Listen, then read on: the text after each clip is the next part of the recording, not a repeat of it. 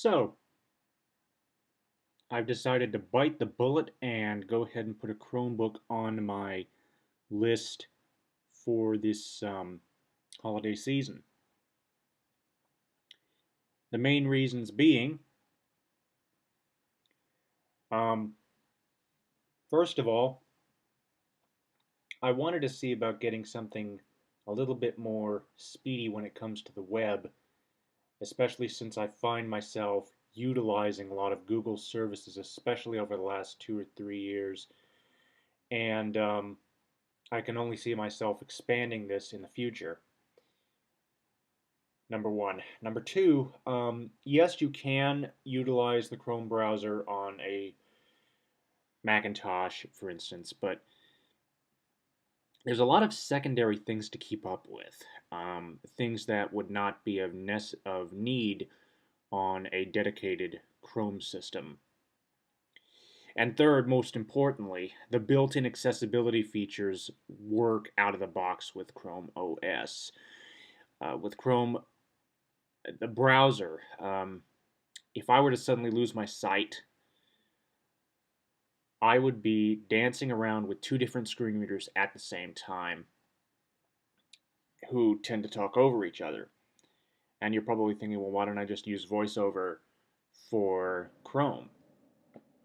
Well, to be honest, I like Chromebox a lot better.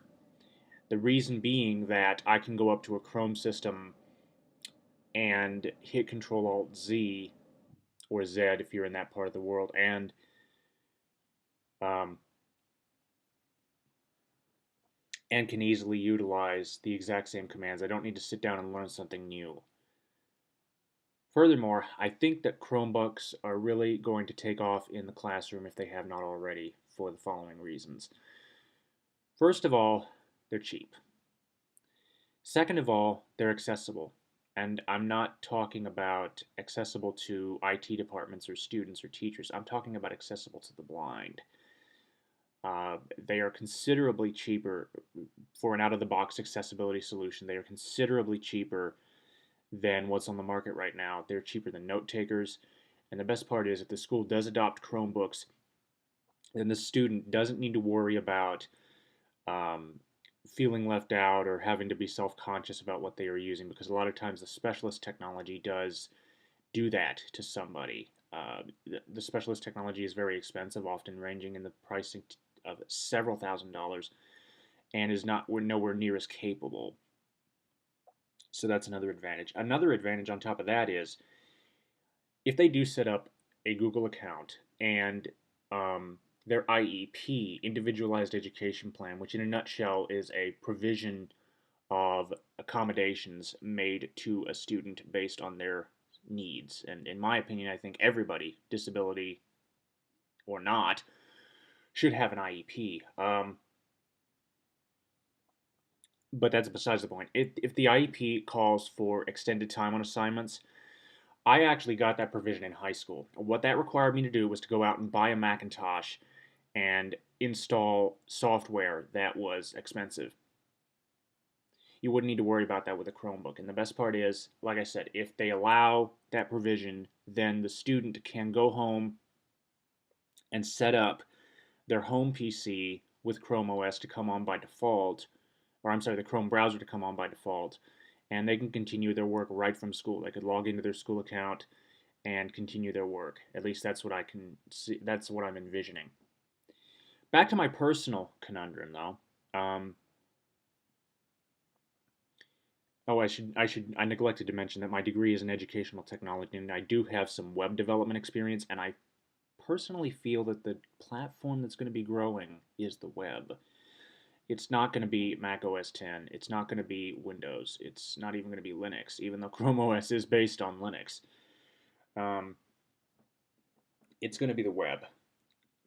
And it may not be today, it may not be tomorrow, but I feel like within the next 10 years that the web is going to more than likely replace a lot of our systems. Not for everything.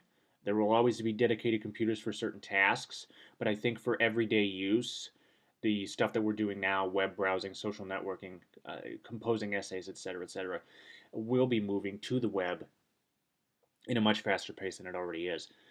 So I want to prepare myself for this. So anyway, these are the two choices that I have. Well, actually, there's a third, and I'll get to that in a moment. But I'm looking at either the HP Chromebook 11 or the Acer C720.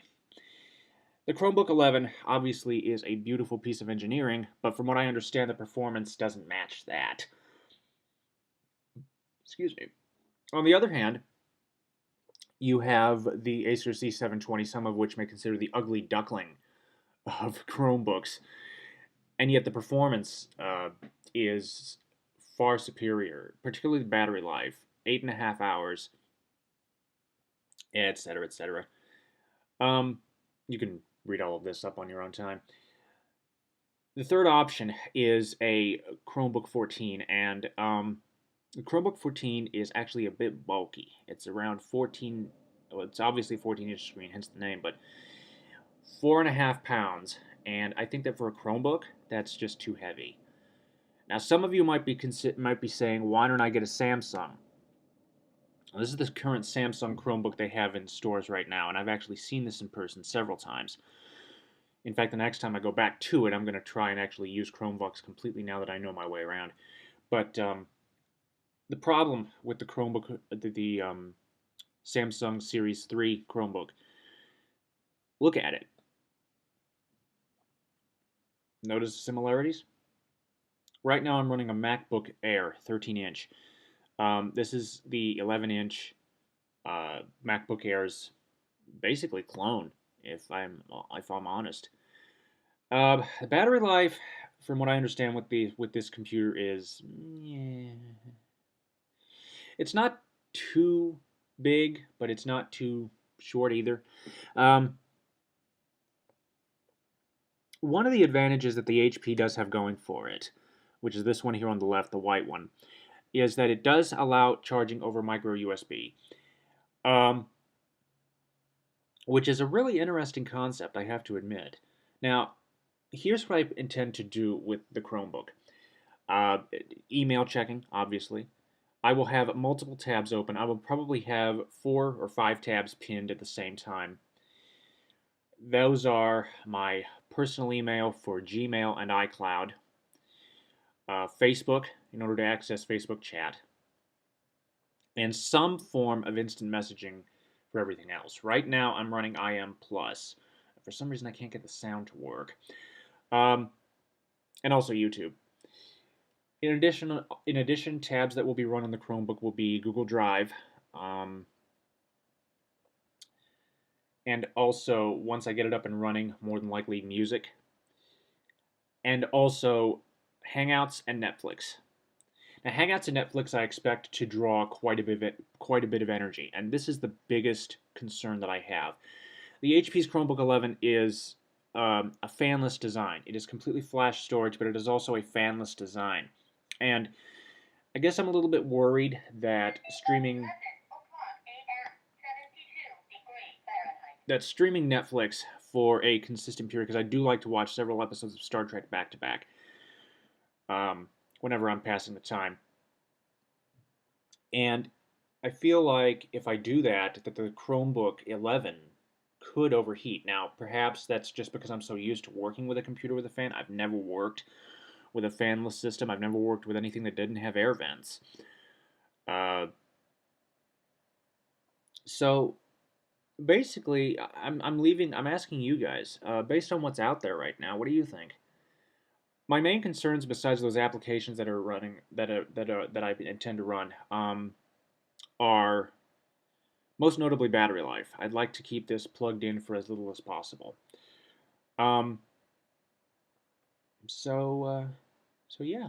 The only other saving grace for the HP 14 that I can think of is that the Acer C720's guts are in there, which is to say you get the same performance and the same battery life as the 720. The other thing you can get, though, is a 4G LTE connection, and that is something I'm very much considering. Although I have to wonder how often I'm going to use it. That is a debate for another day. I should note that this is going to be my very first Chromebook. I am familiar with Chrome OS because I've been using the Chrome browser extensively as of late, but and I've also used it in stores. I've been playing around with them in stores for the last year or two. But in terms of actually using it day to day, I feel like I'm prepared. I just haven't used it before, so I'm not sure hardware wise what to expect. So any insight would be helpful. Thank you for watching. Comments are welcome, and have a nice day.